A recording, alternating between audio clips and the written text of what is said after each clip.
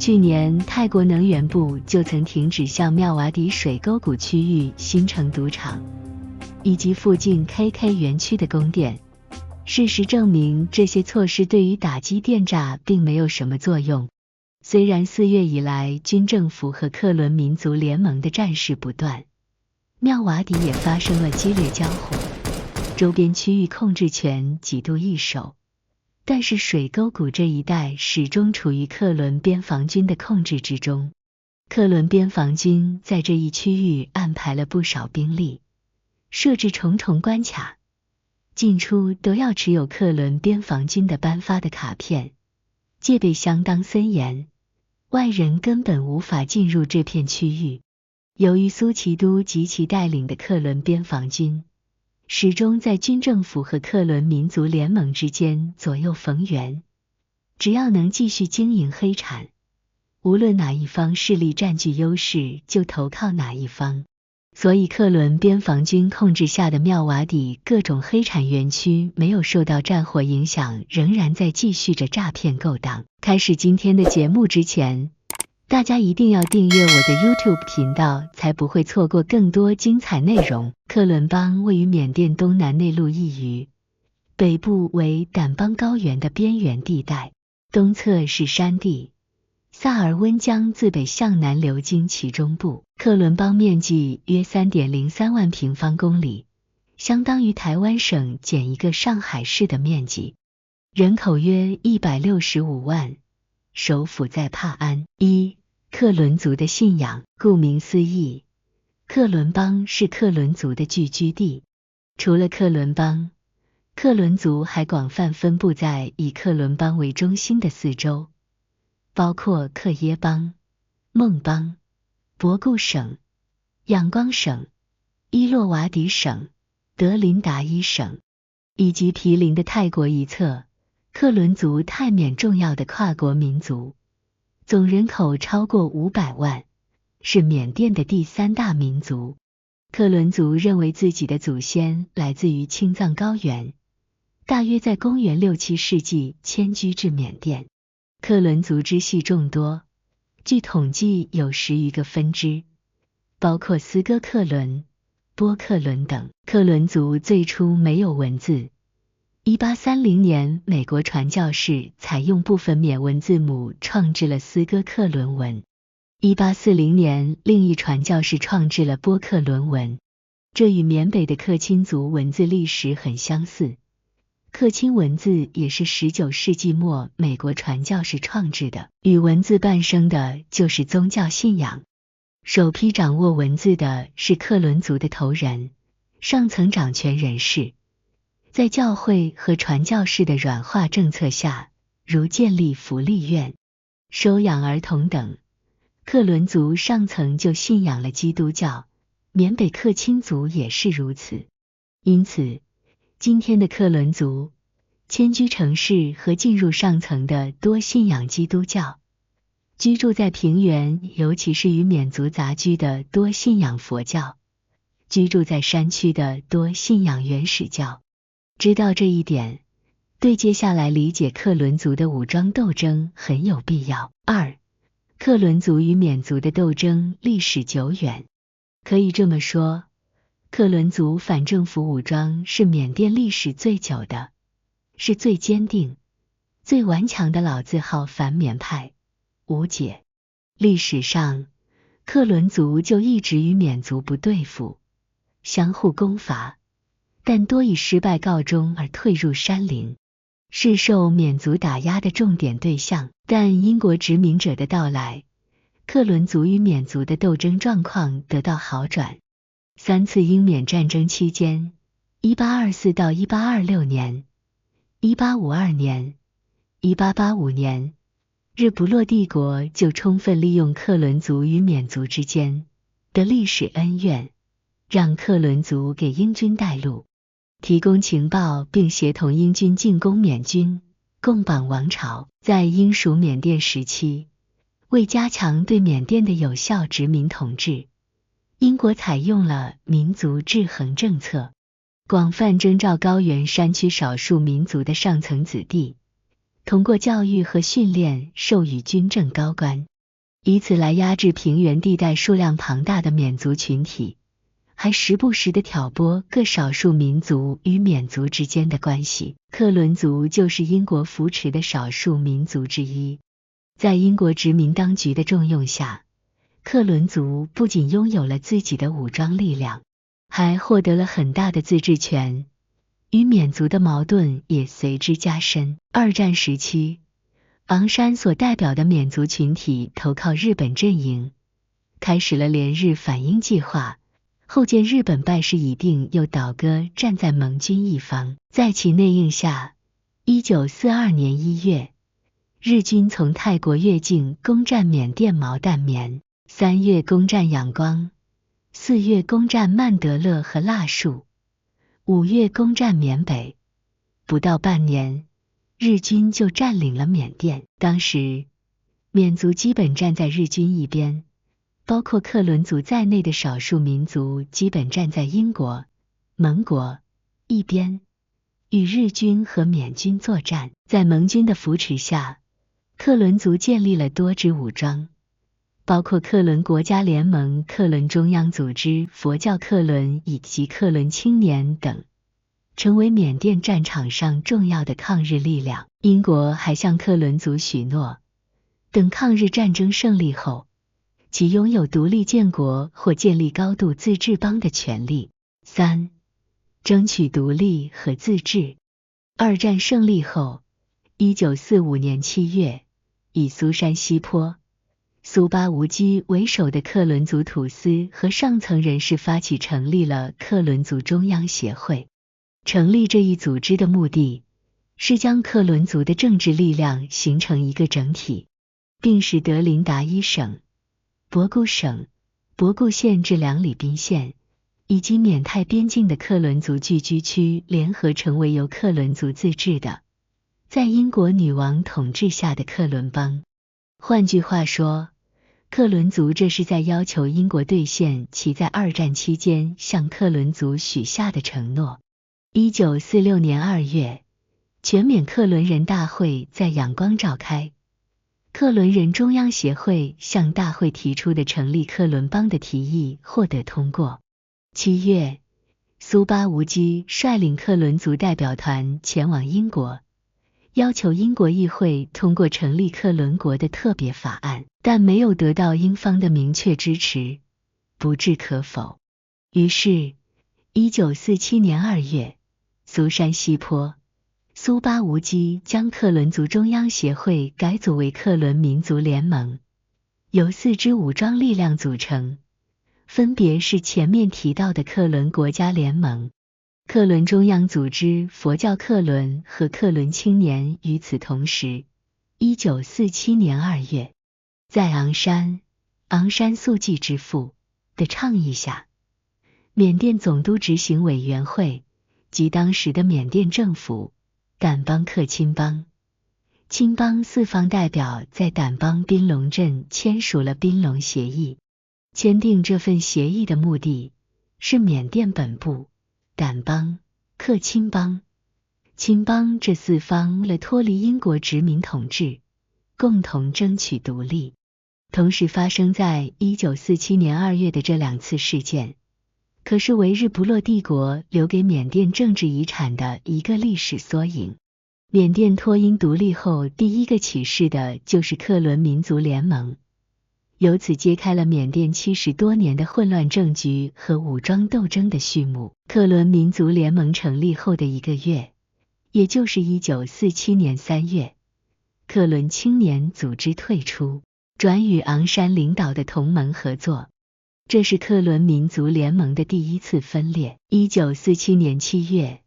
克伦民族联盟成立克伦民族保卫组织，苏巴吴基明确提出，克伦人要建立自己的民族国家。克伦民族保卫组织是克伦民族联盟最早的武装部队，一直至今。1947年9月，缅甸联邦宪法出台，克伦民族联盟反对宪法中关于成立克伦邦的条款，要求成立拥有全部权力的包括德林达伊省、博固省等在内的克伦邦。也就是说，克伦民族联盟认为宪法所划定给克伦邦的辖区小了。1948年1月，缅甸正式脱英独立。克伦民族联盟没有参加庆祝大典，预示着武装举事即将来临。4. 克伦族走上明帝武装之路。缅甸独立后，大缅族主义盛行，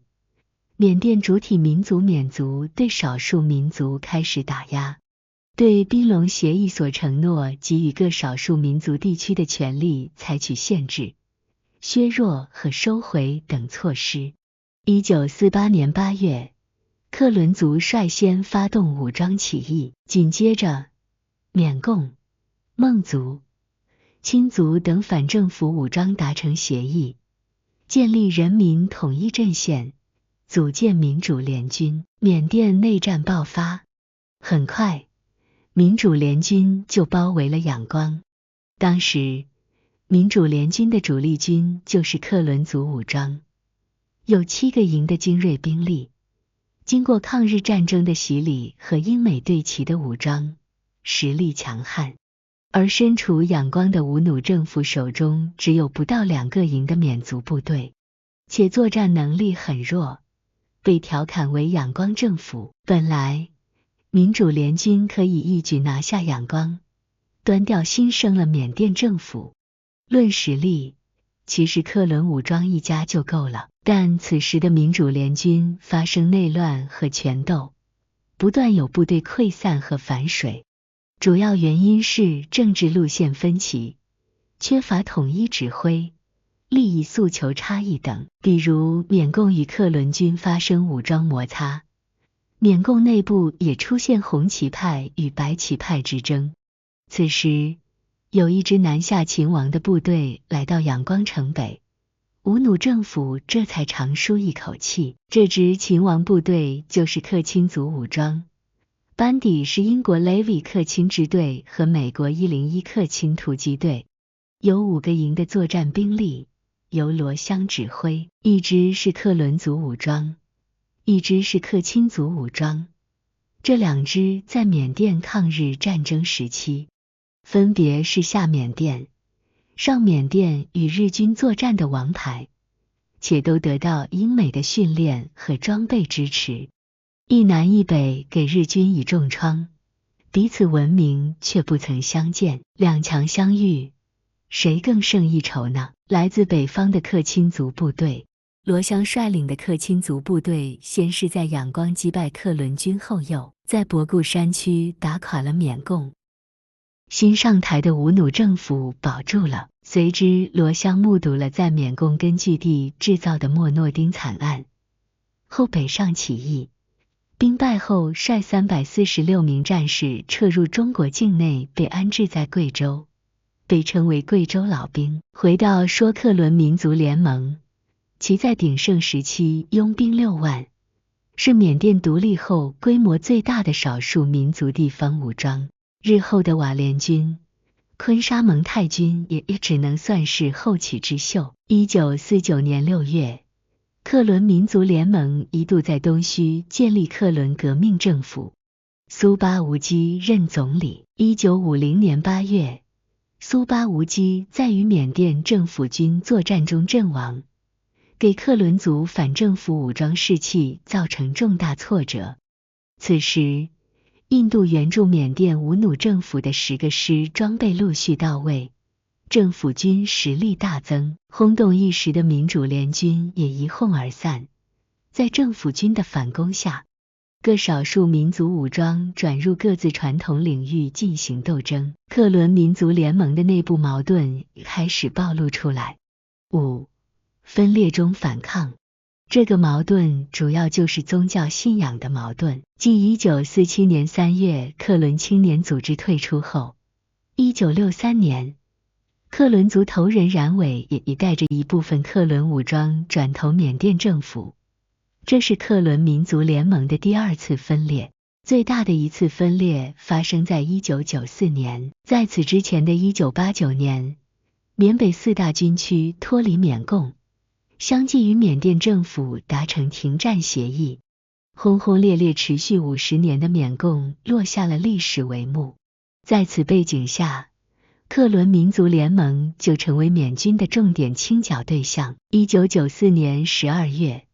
克伦民族联盟中信奉佛教的中下层官兵与信仰基督教的上层军官产生矛盾，并引发内讧。佛教派自立门户，成立了民主克伦佛教组织，并组建了以克伦民族解放军第16营为主的民主克伦佛教军。1995年初，民主克伦佛教军与军政府签订停战协议，军政府给其一定权力。自此，民主克伦佛教军便经常配合缅军打击克伦民族联盟、克伦民族解放军。然后，缅甸政府军在1995到1997年对克伦民族联盟发动大规模军事攻势，由此引出来一对不足10岁的双胞胎兄弟组建上帝军的传奇故事。2010年9月，民主克伦佛教军被缅甸政府整编，成为克伦边防军。这支武装就是今天苗瓦迪电信诈骗的保护伞，就如同果敢的5大家族。同期，在缅北发生果敢2009年88事件，时任国防军第2特战局局长敏昂莱通过策反白所成等4人赶走彭家声。同年12月，原果敢同盟军余部改编为边防部队。至此，缅甸军政府实控果敢，果敢进入5大家族统治时代，贩毒、涉黄、搞电诈。这件事使敏昂莱在军中的威望急剧上升，得到当时军方最高领导人丹瑞的赏识。2010年，敏昂莱接替瑞曼成为了缅甸国防总司令，成为军方全权代表人物。而整编克伦边防军的执行者国防军第4特战局局长是敏昂莱的亲信钮温瑞。但是民主克伦佛教军有一部分不愿接受整编，在苏拉培领导下，于2010年11月成立民主克伦佛教军5旅，后于2012年4月更名为民主克伦仁爱军。2022年8月，克伦民族联盟、克伦民族解放军和民主克伦仁爱军达成协议，民主克伦仁爱军重归克伦民族联盟旗下，共同反对缅甸军政府。此前的2022年7月，被克伦民族联盟解职的克伦民族保卫组织总司令尼达米亚组建了哥都里军。尼达米亚表示，组建哥都里军不是克伦民族联盟的分裂，而是对解决政治问题的领导人不再有信心，独立形势可以做得更好。哥都里军依然是克伦民族联盟下的反政府武装力量。克伦民族保卫组织原总司令尼达米亚少将自2023年时与润缅北发动战事以来，